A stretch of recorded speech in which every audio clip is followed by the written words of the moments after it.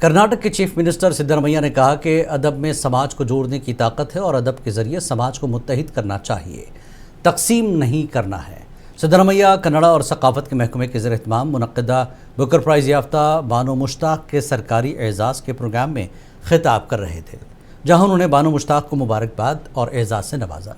इस मौके पर बानो मुश्ताक की किताब का अंग्रेज़ी तर्जुमा करने वाली दीपा भास्ती की इज़्ज़त अफजाई की गई। सीएम सिद्धरमैया ने कहा कि बानो मुश्ताक ने कन्नड़ ज़बान को बुकर इनाम दिलवाकर उसकी अज़मत में इजाफ़ा किया, जो पूरे कन्नड़ समाज के लिए फ़ख्र की बात है।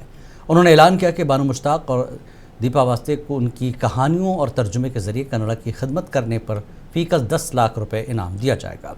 सिद्धरमैया ने मज़ीद कहा कि बानो मुश्ताक की कहानियों को अंग्रेज़ी में शाया करने और तर्जुमा करवाने के लिए हुकूमत ताउन फराहम करेगी।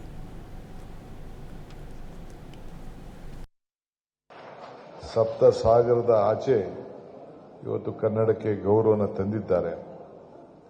ನಮ್ಮ ದೇಶದಲ್ಲಿ ನಾನು ಹಿಂದಿನ ಕೂಡ ಕನ್ನಡ ಸಂಸ್ಕೃತಿ ಸಚಿವರಾಗಿ ಕೆಲವು ದಿನ ಕೆಲಸ ಮಾಡಿದೆ. 780 ಭಾಷೆಗಳು ಇವೆ. 19,500 ಭಾಷೆಗಳು ಉಪಭಾಷೆಗಳಿವೆ. ಪ್ರಪಂಚದಲ್ಲಿ 88,000 ಭಾಷೆಗಳಿದೆ ಅಂತ ಹೇಳಿ ನಮ್ಮ ಮಾಹಿತಿಯಲ್ಲಿ ಎಲ್ಲೋ ಒಂದು ಪುಸ್ತಕದಲ್ಲಿ ನಾನು ನೋಡಿದ್ದೇನೆ. ಹಿಂಗೆ ಎಲ್ಲರೂ ಕೂಡ ಅಭಿಮಾನ.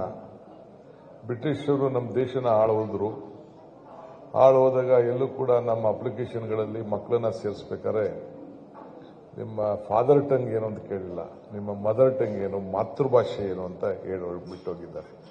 ಹಂಗೆ ಪ್ರತಿಯೊಬ್ಬರು ಕೂಡ ಅವರ ಭಾಷೆ, ಅವರ